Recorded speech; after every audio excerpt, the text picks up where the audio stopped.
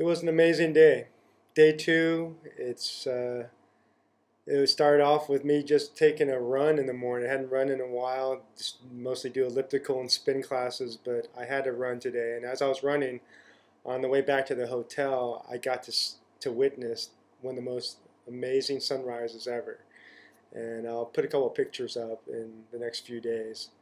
But it kind of reminded me how there's like this dawning of a new day, how the world has just changed so dramatically, religiously, economically, politically, and how things are so different than even 5 years ago. But also, I believe that even though some in the West kind of have this dark perspective of what's happening, that out of all this, God is showing us some beautiful things, and He's going to demonstrate a lot of favor if we can move boldly into the future and be creative and innovative and flowing with the Spirit of God.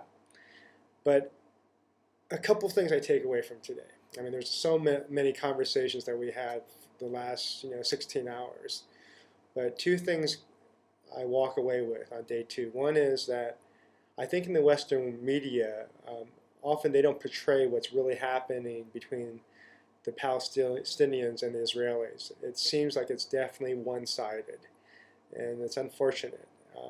But I'd like to comment and talk about this some more in the coming blogs, whether they're written or video. The second thing was this deepening sense of hopelessness in this atmosphere all around Bethlehem. It seems that the Palestinians just feel like they'll never see freedom and human rights met in their generation. In fact, the thing that really inspired me was hearing one Palestinian man say that, in fact, he may not see access and quality of life and also freedom and peace in his lifetime. But his hope is, even if it's 5 generations from now, that the seeds that he's planting now will reap a harvest down the road.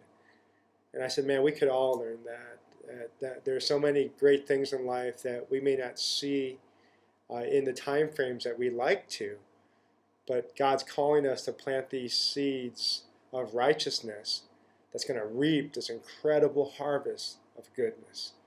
So that thought was the thought that I just chewed on all day long. Looking forward to day three.